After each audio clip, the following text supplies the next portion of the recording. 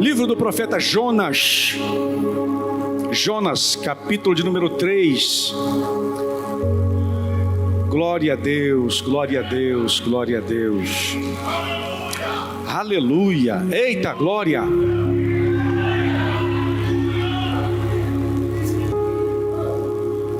Para você que é a primeira vez, se estiver achando estranho, irmão, o negócio vai piorar. Nesse sentido, né? Glória a Deus. Glória a Deus. Aliás, qual é que é a razão nossa de cultuar a Deus e não ver o sobrenatural? Será que a gente espera ir cultuar o sobrenatural e ver o natural? Tem que ser café com leite, o sobrenatural. Então essa pessoa que está falando línguas estranhas ao seu lado, irmão, é porque ele está mergulhado no sobrenatural. É o sobrenatural que nos envolve. Aqui não é uma UPA, aqui não é a feira hippie, aqui não é o trabalho onde você trabalha, não, aqui é uma casa de profetas, onde o Espírito Santo, ele nos envolve com um manto chamado sobrenatural. Aqui alguns têm visões, têm sonhos, profecia, línguas estranhas. Enquanto estamos aqui, os sinais estão acontecendo, as maravilhas continuam.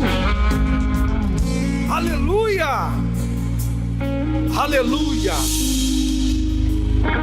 A palavra do Senhor veio a Jonas pela segunda vez com esta ordem: vá à grande cidade de Nínive e pregue contra ela a mensagem que eu vou dar a você. E Jonas obedeceu a palavra do Senhor e foi para Nínive. Era uma cidade muito grande, demorava-se 3 dias para percorrê-la. Jonas entrou na cidade e a percorreu durante 1 dia, proclamando: daqui a 40 dias, Nínive será destruída. Os ninivitas creram em Deus, proclamaram jejum e todos eles, do maior ao menor, vestiram-se de pano de saco. Quando as notícias chegaram ao rei de Nínive, ele se levantou do trono, tirou o manto real, vestiu-se de pano de saco e sentou-se sobre cinza. Então fez uma proclamação em Nínive, por decreto do rei e de seus nobres: não é permitido a nenhum homem ou animal, bois ou ovelhas, provar coisa alguma. Não comam nem bebam, cubram-se de pano de saco, homens e animais, e todos clamem a Deus com todas as suas forças. Deixem os maus caminhos e a violência. Talvez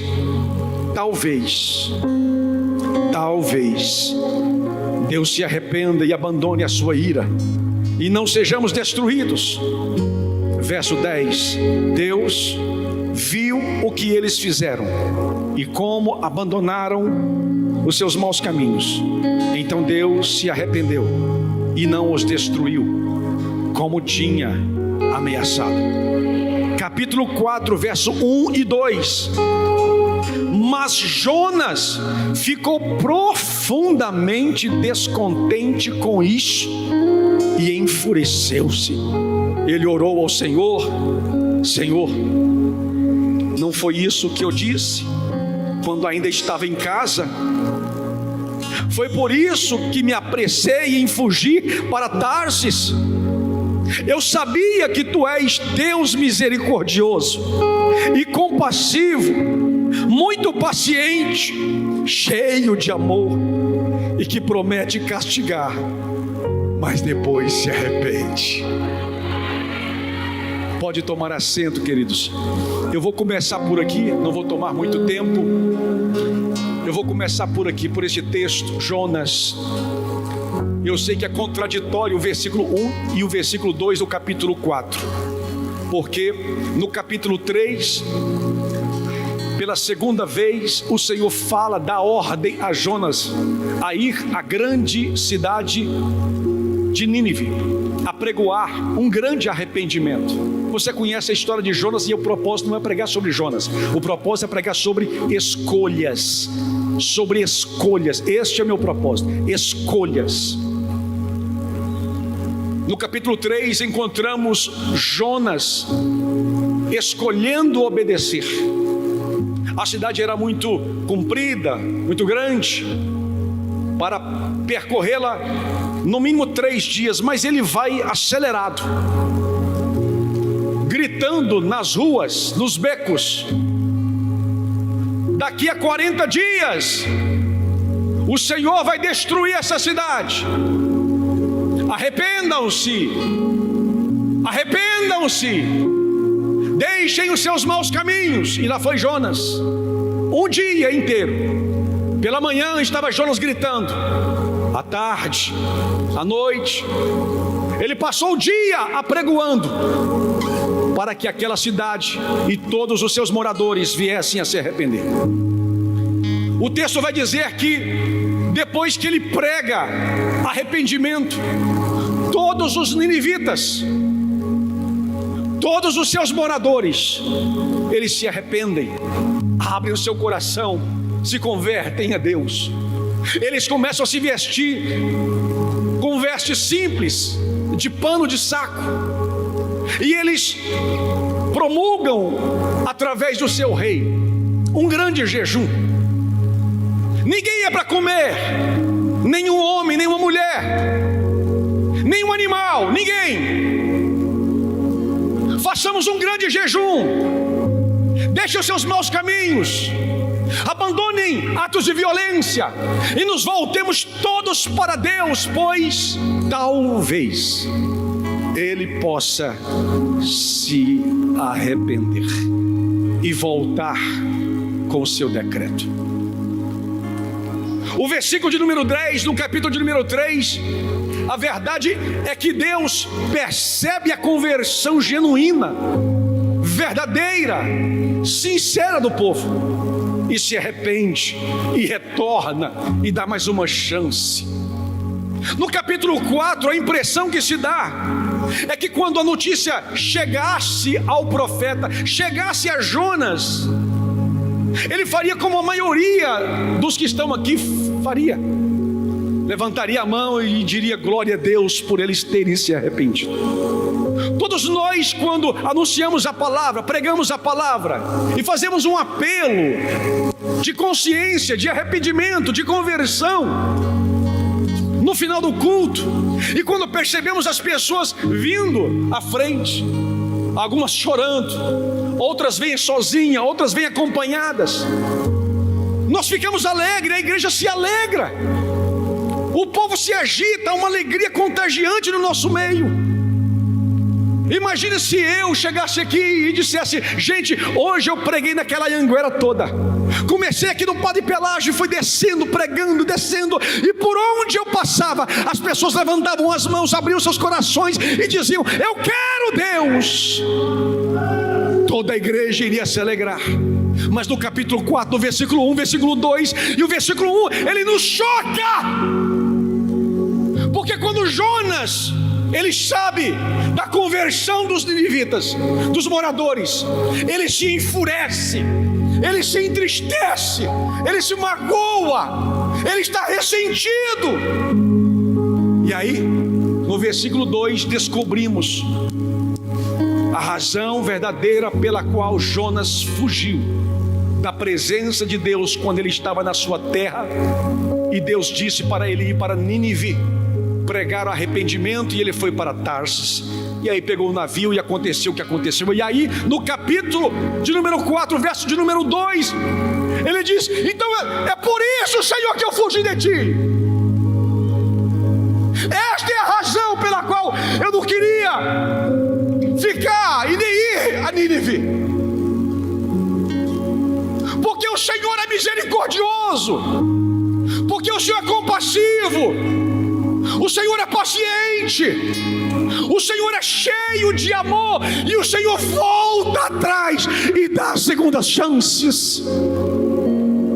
Jonas não fugiu de Deus porque ele não o conhecia. Jonas fugiu de Deus porque ele o conhecia. Não é porque ele tinha desconhecimento, é porque ele sabia. Mas aqui encontramos uma motivação por detrás da grande escolha de Jonas ir para Tarsis e não ir em primeira instância para Nínive. Encontramos aqui uma motivação que gerou a sua escolha em desobedecer. E a motivação era ressentimento. E é sobre essas motivações que geram as nossas escolhas, porque nem sempre nós escolhemos por escolher. Existe uma força, existe uma motivação, existe uma causa que nos empurra a decidir, nos empurra a escolher. Jonas talvez estivesse como muitas pessoas estão, ressentidas, maltratadas, magoadas, ressequidas por dentro, em colapso. Os ninivitas tinham uma associação muito próxima ao grande império da Síria. Esse povo era um povo muito mau, que fez muito mal a Israel. E a sua fama, a fama da maldade, da malignidade, da impiedade daqueles moradores tinham chegado até os ouvidos, até o coração de Jonas. E certamente a visão que ele tinha daquele povo era uma visão de mágoa, de tristeza, de rancor, de revolta, de ira, de abandono, de não querer estar próximo. A motivação pela qual ele não foi, talvez seja a grande motivação de muitas pessoas que têm escolhido, têm decidido, que têm optado por caminhos errados. Talvez seja o ressentimento, seja a mágoa que está escolhendo, que está decidindo por você. E quantas são as oportunidades que nós perdemos, porque nós somos levados a escolher, a decidir, a optar debaixo dessa motivação, desse ranço, desse veneno que só nos faz morrer por dentro.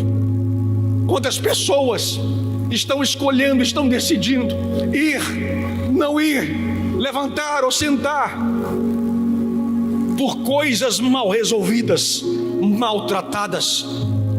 Como eu falei na semana passada, Adão não decidiu por decidir, ele foi influenciado, como muitas pessoas também têm sido influenciadas. Nós estamos nesse mundo dos influencers, onde as pessoas de todas as formas tentam nos influenciar. São vozes de todos os lados, são pessoas conversando, falando, dialogando, nos distraindo. Quando a voz das pessoas são maior ou é mais alta do que a voz de Deus, então nós perdemos o nosso destino, nós perdemos o nosso alvo. Adão foi influenciado, Caim foi a revolta, foi a ira, foi a inveja. Nem o próprio Deus, eu disse na última semana, nem o próprio Deus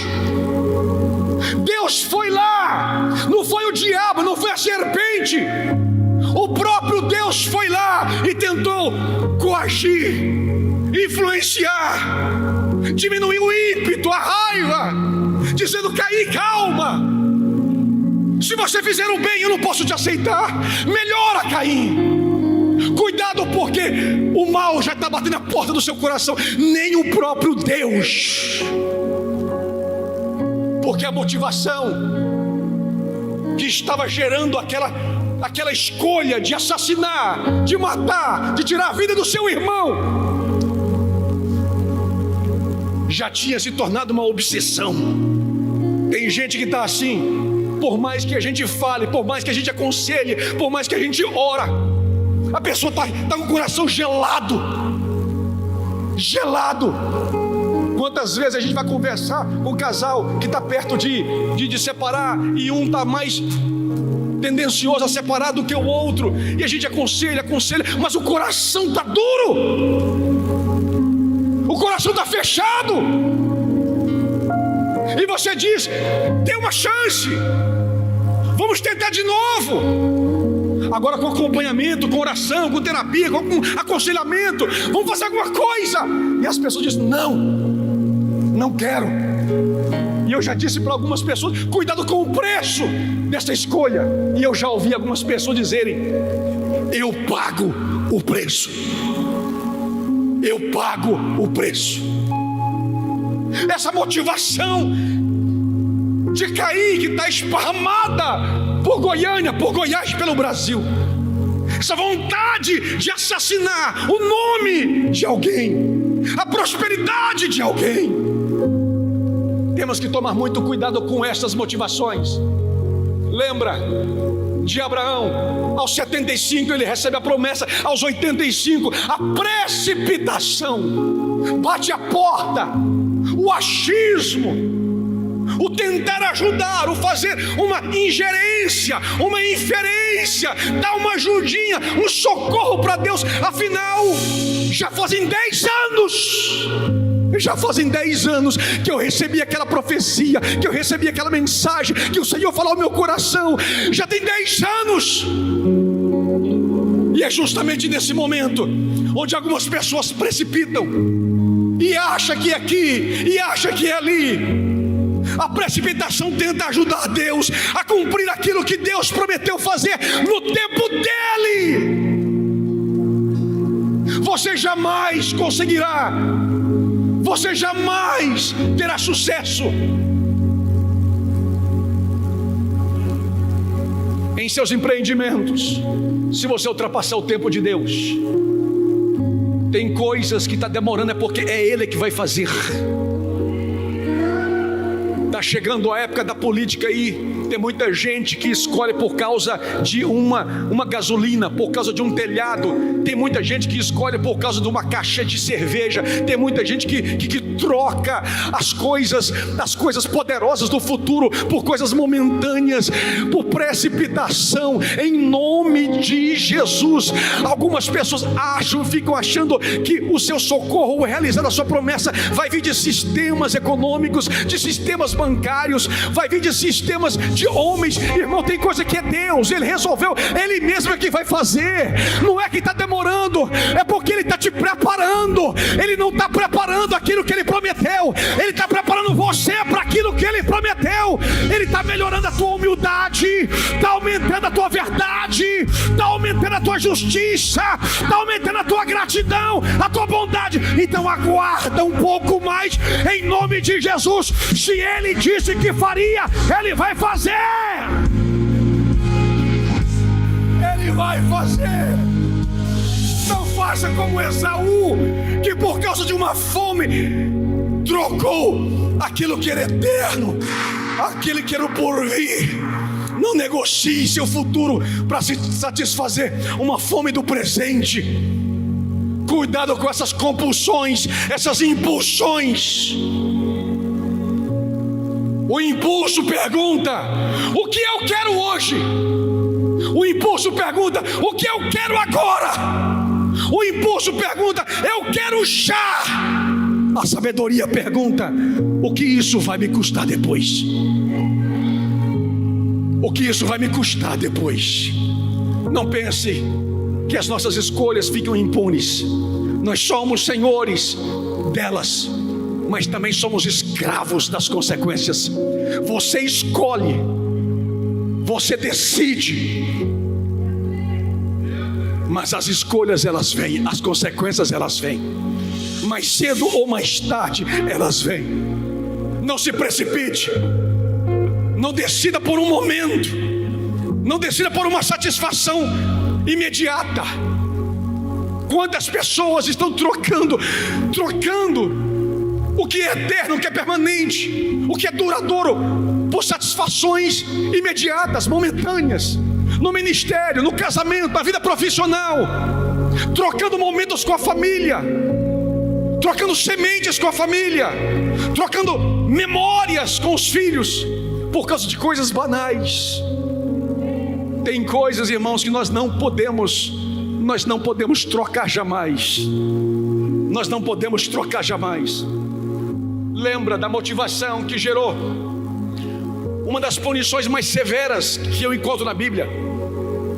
Quando Moisés estava irado com o povo, revoltado com o povo, chateado com o povo, triste com o povo. E às vezes a gente fica triste mesmo, e às vezes a gente fica irado mesmo, e às vezes a gente fica com raiva. Mas irmão, nós não podemos tomar nenhuma decisão nessa hora. Nós não podemos tomar nenhuma escolha nessa hora, porque senão você perde dinheiro, você perde família, você perde amigo, você perde oportunidade, você perde emprego, você perde ministério. Tem momentos, irmão, que você tem que beber uma água.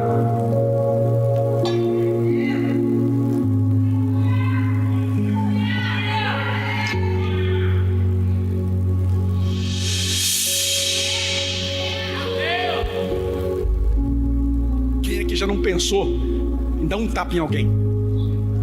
Se você mentir agora, quem já não pensou em enforcar alguém? Quem já não pensou em dar um chute em alguém?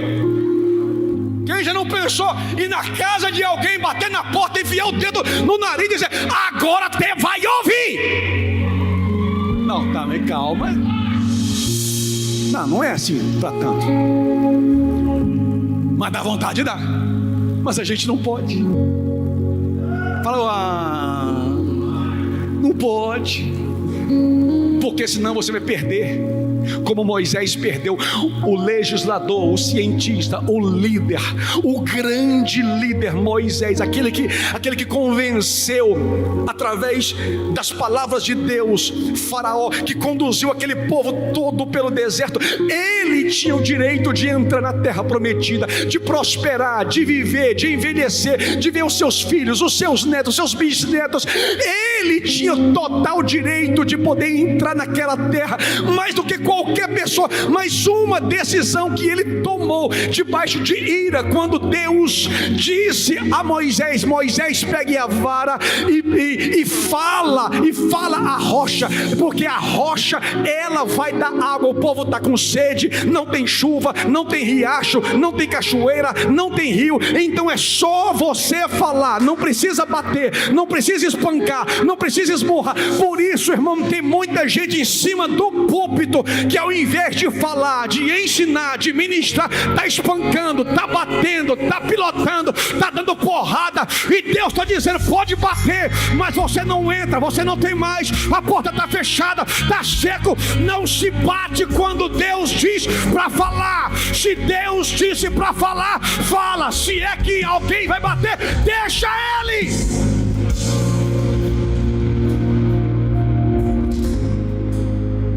Deus é como qualquer pai, né? Por exemplo, eu não gosto que batem nos crentes da nossa igreja. Quando a pessoa fala assim: mas aqueles crentes, nossa, me dá uma raiva. Eu estou acostumado a apanhar. Mas quando fala os crentes gostosos, os crentes não sei o que, irmão, dá uma vontade de mandar uma mensagem: você respeita meus meninos. Eu posso bater nesse, eu posso corrigir. Eu sei que eles não são flor que seja, mas quem fala assim é Deus. Deus não permite estranhos bater, espancar. Não.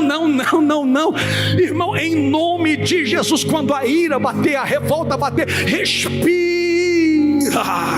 Não perca teu casamento por causa de uma vontade de falar. Não perca o teu ministério por causa de uma vontade de explodir. Se Deus nos der 5 minutos de burrice, você perde casamento, você perde filho, você perde oportunidade, você perde igreja, perde amizade, perde. Então, em nome de Cristo, se bateu a ira, a raiva, coloca debaixo dos pés de Jesus.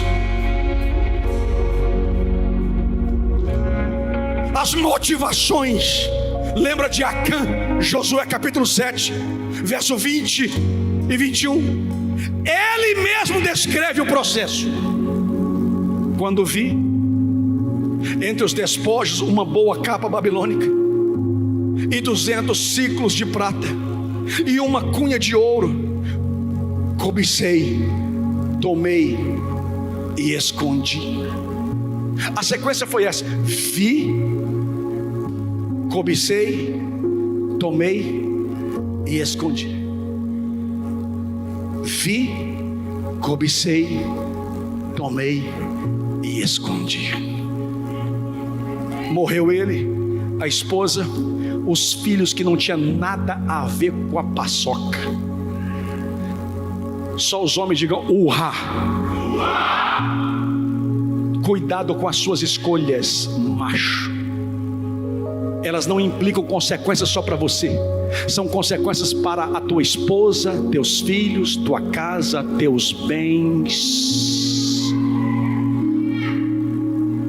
Vi, porque tem coisa que nem era para ver. Deus disse: não pega nada, não toca nada, tudo para mim que é maldição. Nada, passa por cima, porque o que eu vou dar para vocês é maior do que esses despojos. Para mim nada serve, é ouro mas não serve, é prata mas não serve, tem luxo mas não serve, tem coisa que só tem valor para o mundo, para Deus não tem. Se Deus disse não toca, não mexe, não pega, então passa batido em nome de Jesus.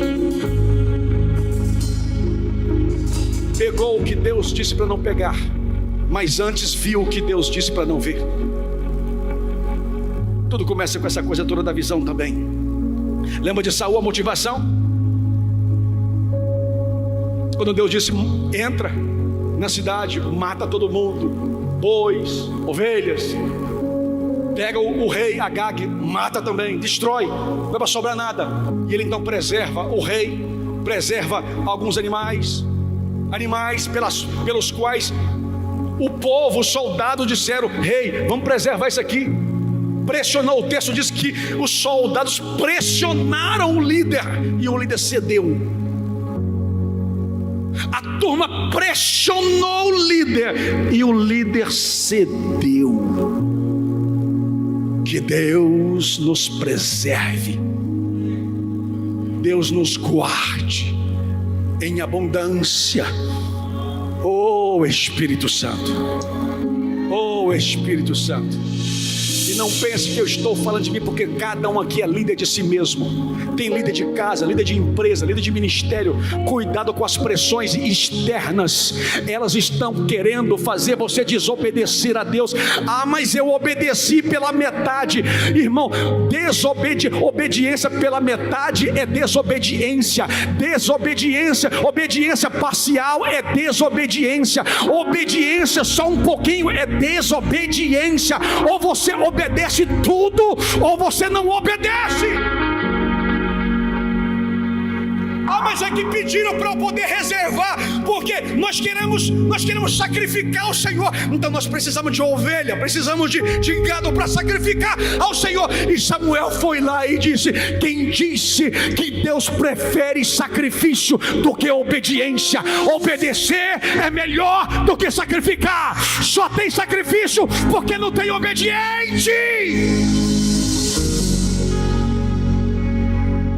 Roboão, filho de Salomão, assume o reino.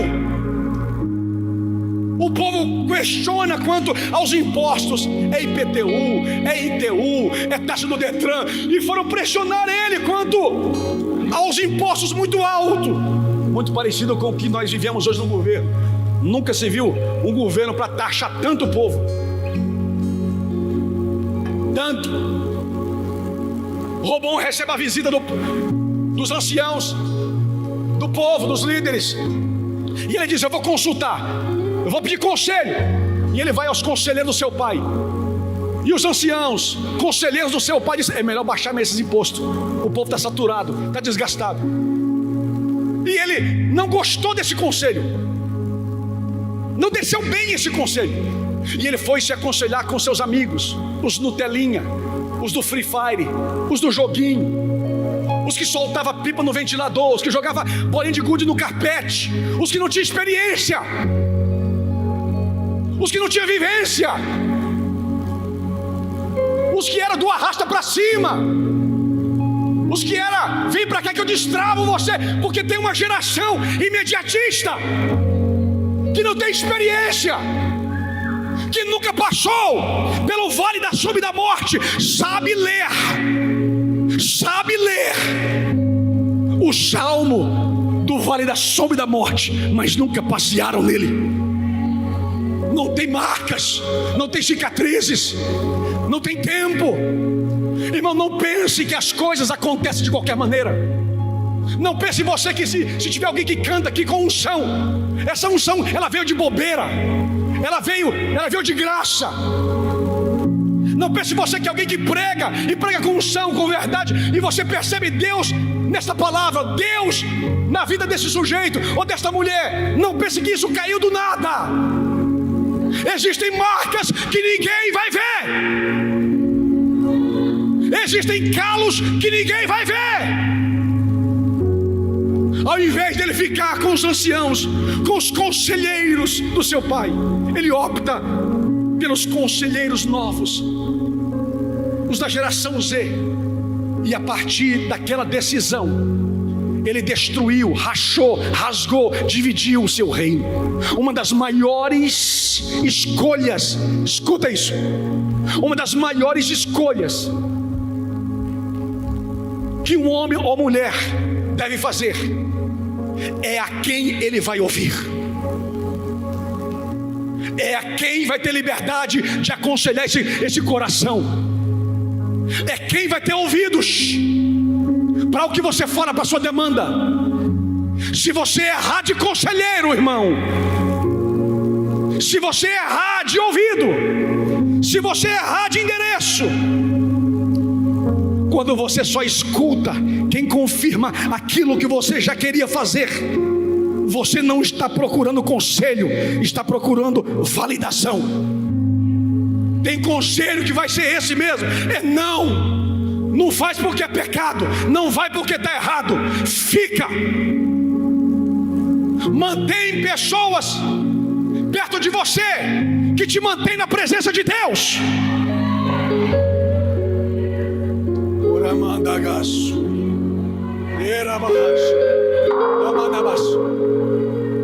O profeta Eliseu disse para Naamã: vá até o rio, 7 vezes mergulha. E ele ficou contrariado. Por acaso na minha terra não tem rios melhores do que os daqui? E ele ficou chateado e disse: vamos embora daqui. E um anônimo, que eu não sei quem foi, mas esse tipo de gente tem que permanecer do seu lado. Esse tipo de pessoa você tem que manter na sala da sua casa, na mesa da sua cozinha. Esse tipo de pessoa você tem que gastar tempo. Esse tipo de pessoa você tem que dar ouvido. Não vai não, meu Senhor. Vamos tentar mergulhar 1 vez, 2 vezes, 3 vezes, 4 vezes.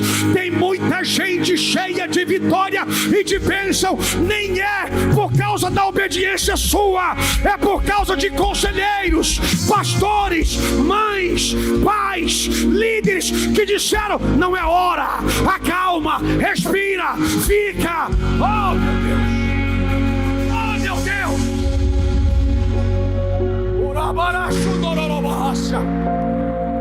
Escolhas.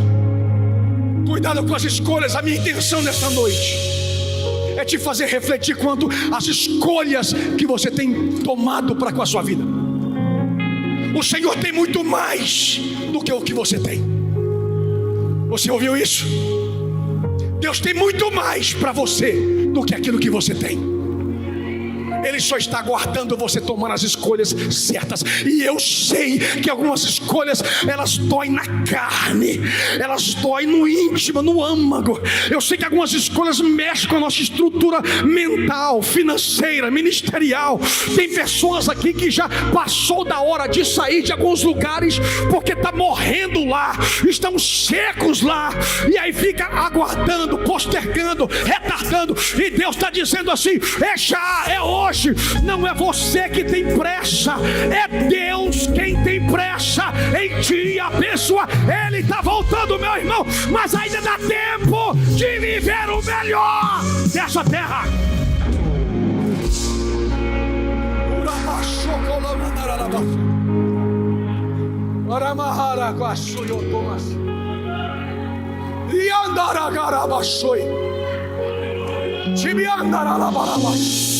Ministério de louvor, bora.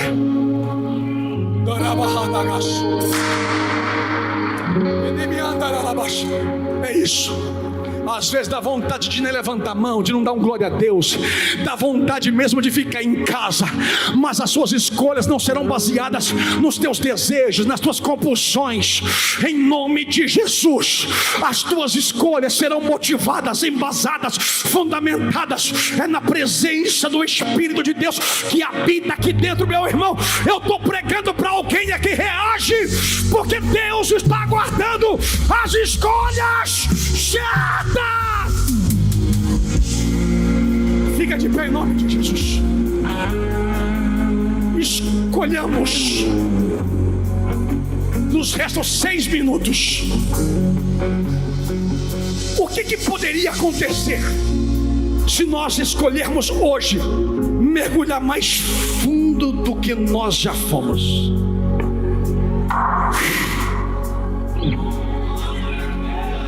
Tem gente que já teve experiências poderosas com Deus. Tem gente que já teve experiências sobrenaturais com Deus.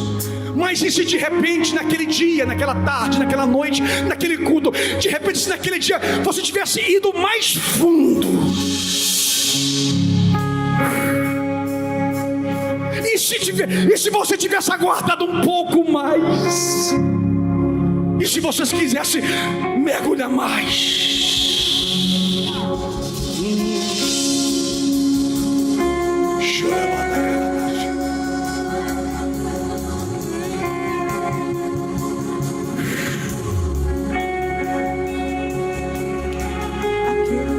Agora é com você. Agora é com você.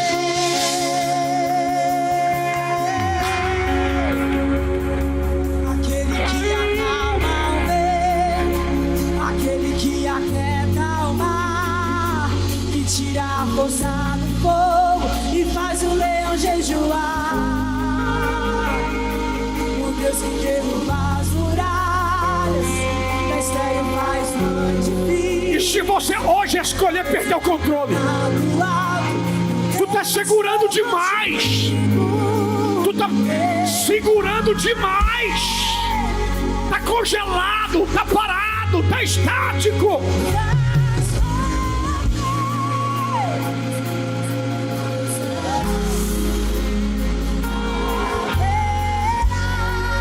Nuvens que trazem chuvas de bênçãos.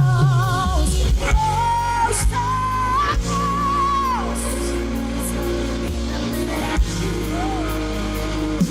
Aquele que acalma o vento, aquele que aquieta o mar, que tira a força do fogo e faz o leão jejuar. O Deus que derruba as muralhas, Eu escolho para o silence. Cadê as meninas da dança? Cadê a igreja que dança? Eu já tenho um caminho aberto pelas águas, faz romper muitas fontes no deserto. Haverá nuvens que trazem chuvas de bênçãos.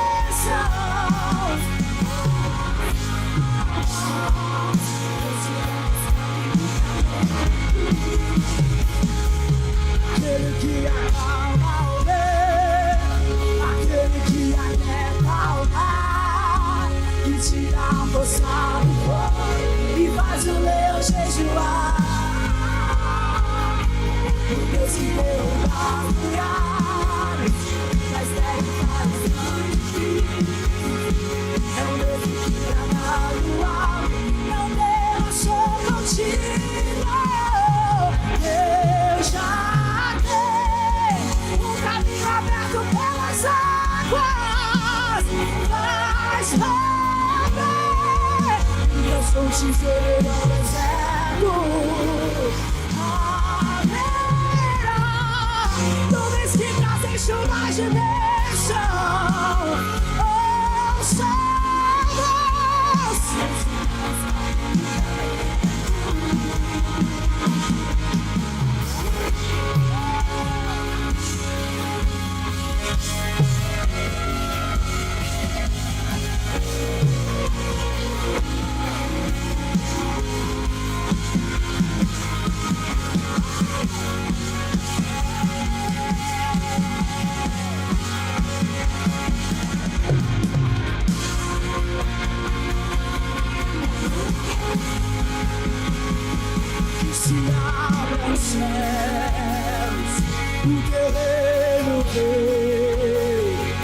nossa fé está no nosso Deus.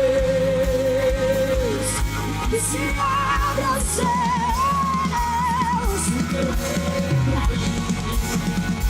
a nossa fé está no nosso Deus. Os céus fechados se abrem, teu reino vem poder. A nossa fé e esperança estão em Deus. E os céus fechados se abrem, teu reino vem poder. A nossa fé e esperança estão em Deus. Abra os céus, o teu reino vem.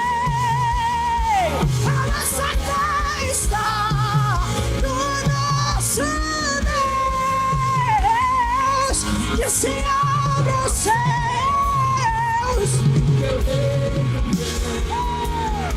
A nossa fé está no nosso Deus.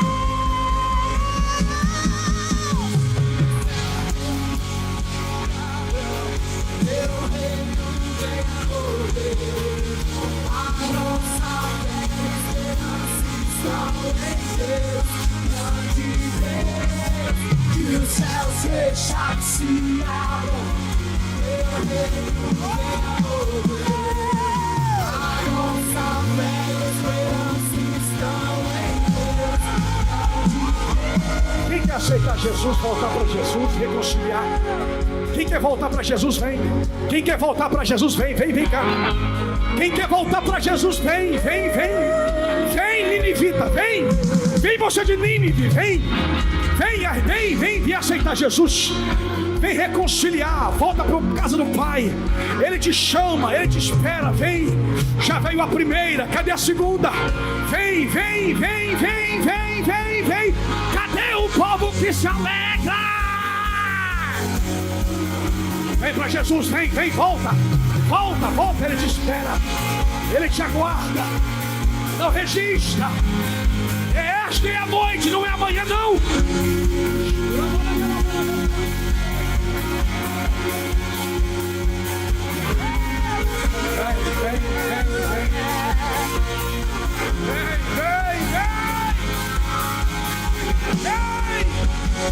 Vem, Isabela!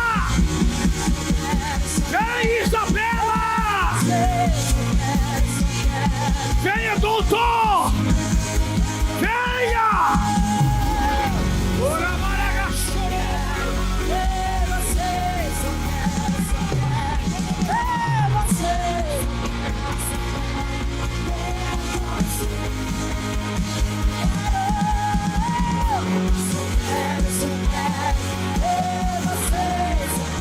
Meu Deus! Vai explodir tudo isso aqui! E o que é que os anjos fazem se prostrar? O que é que os anjos veem? Eu tô embriagado por Ele! O que é que os anjos veem? Que os fazem se prostrar? O que é que os anjos veem?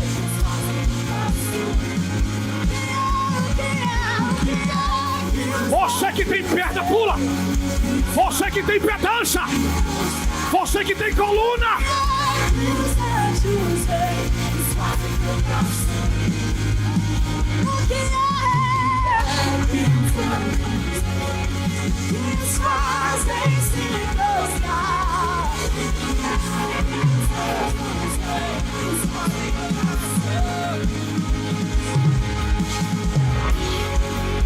Acende sua mão.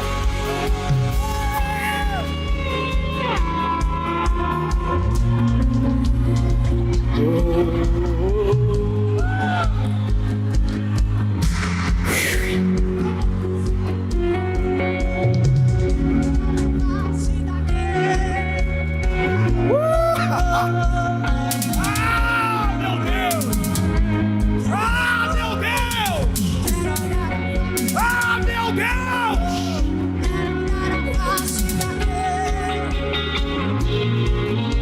A graça de nosso Senhor e Salvador Jesus Cristo,